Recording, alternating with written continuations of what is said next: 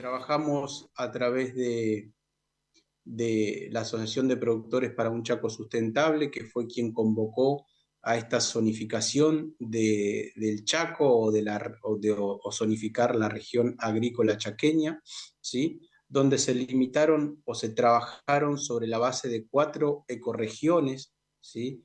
o regiones, básicamente sobre las isoyetas de 400 a 500 milímetros o menos de 400 hasta 500 milímetros, que viene a ser más hacia el oeste del Chaco, ¿sí?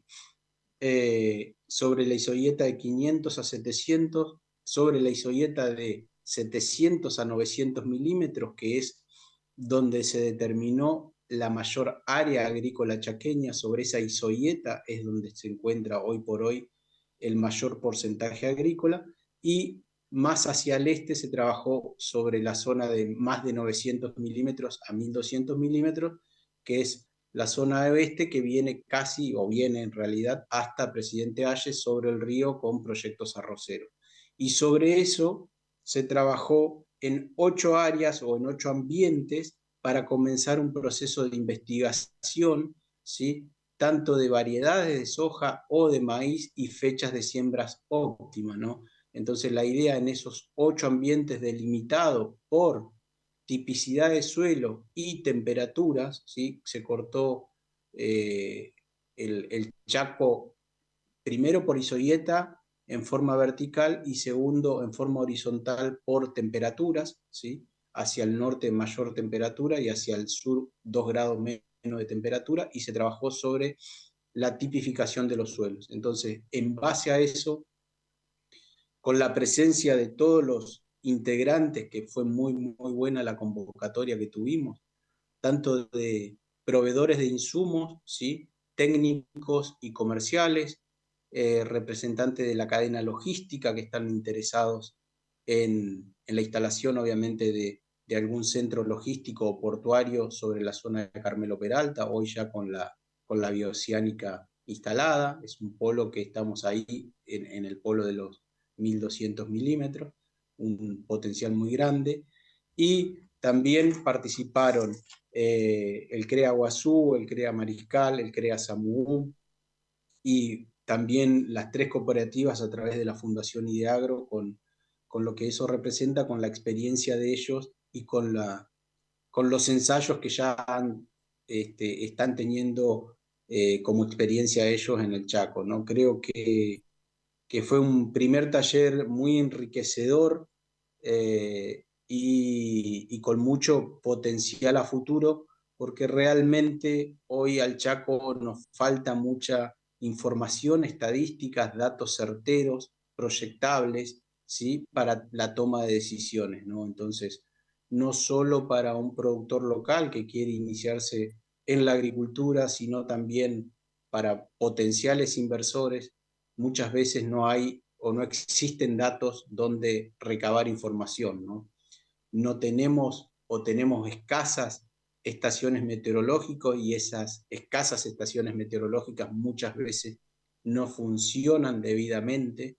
Entonces, bueno, tratar de ajustar ese tipo de datos, porque el Chaco en su extensión es muy grande geográficamente, y como decía en un primer momento, pasamos desde los 400 a 500 milímetros en el oeste hasta los 1100, 1200 o 1300 milímetros en el este, ¿no? Entonces, esa diversidad geográfica hace que requiramos datos, tanto de temperaturas, de máximas, de mínimas, de amplitudes térmicas, un mapa de suelo a futuro, bueno, tener información certera de tipos de suelos para dónde poder producir de la mejor manera, y potenciar todo el potencial, valga la redundancia, que tiene el Chaco paraguayo. Importante, señor Marcos, el trabajo justamente que están realizando y estos primeros pasos que se da, porque ya lo decía usted, el Chaco es un lugar, justamente se está volviendo un actor muy importante para la agricultura y esto entonces va a poder ir generando espacios para poder ir determinando esos criterios justamente de ir zonificando y también ir limitando y también compartiendo información del Chaco.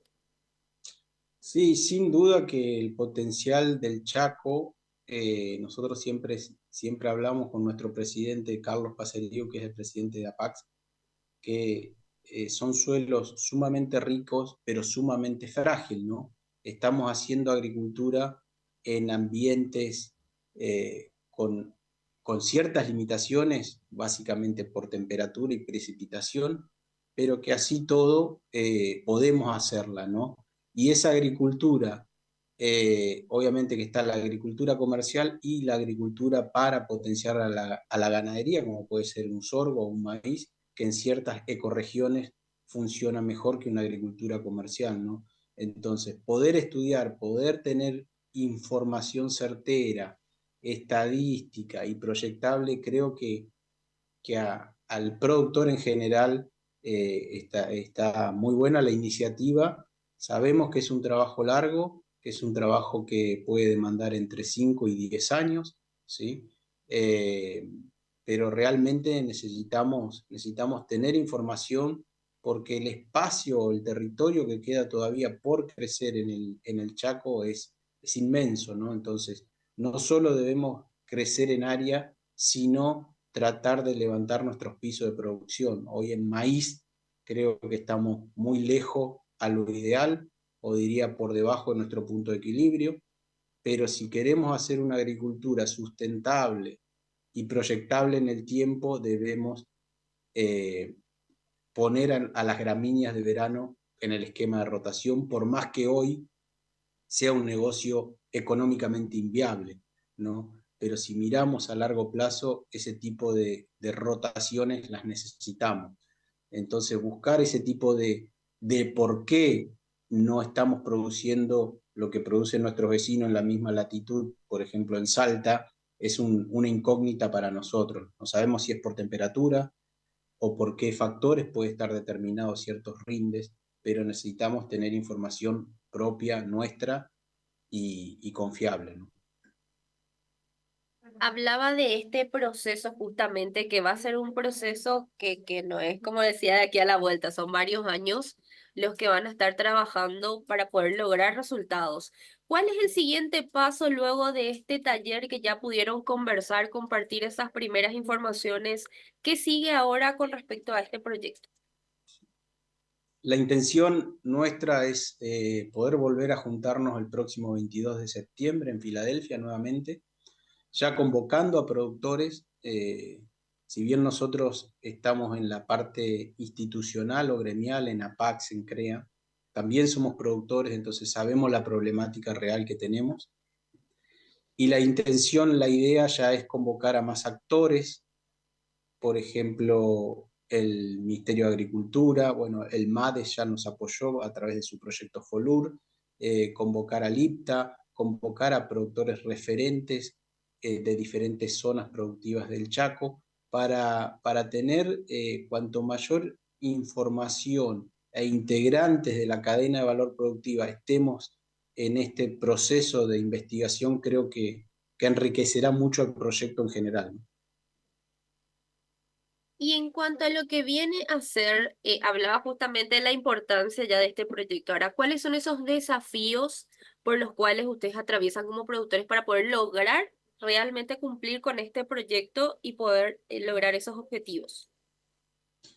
Creo que el desafío en general es poder encontrar la ecuación entre sostenibilidad del negocio a largo plazo, ¿sí? Y que sea económicamente rentable, ¿no?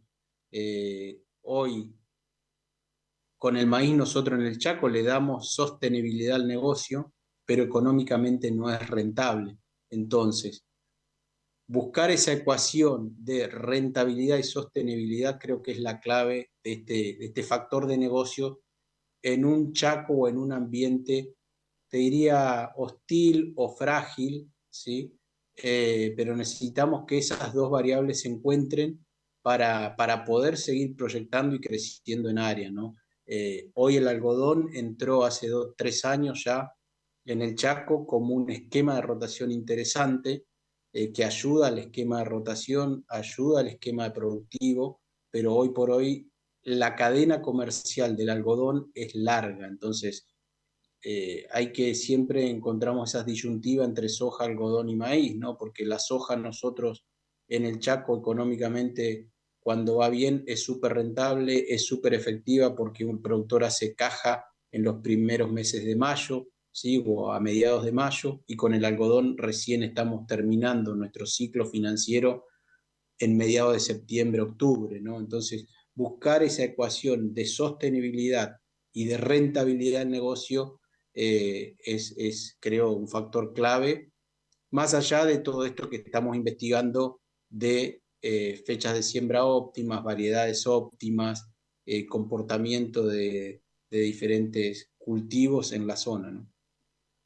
Señor Marcos, y teniendo en cuenta también que usted, como lo decía, es productor, viene trabajando en el Chaco ya desde hace tiempo, ¿cuáles son esos principales cultivos que tienen mayor rentabilidad en el Chaco para dar también un panorama a los televidentes? Porque muchas veces se conoce a Paraguay como soja, maíz y trigo, ¿verdad? En el Chaco específicamente, ¿cuáles son esos cultivos que tienen mayor rentabilidad? Estamos hablando también que no solamente se encuentra soja, también tenemos algodón y hablaba usted de productos que son también para la ganadería.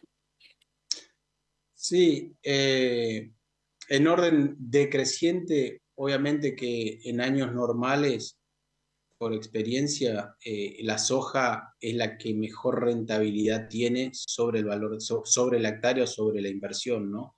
Ahora, como segunda alternativa, hoy el algodón es una alternativa interesante, más allá que financieramente sea un proceso más largo, es un cultivo que es interesante en cuanto a rentabilidad también. Si bien hay factores que el productor no maneja ni la industria maneja, como pueden ser los valores internacionales de la fibra, que este último tiempo han caído, sí, pero y también cayó la soja, pero bueno, eso no lo maneja ninguno.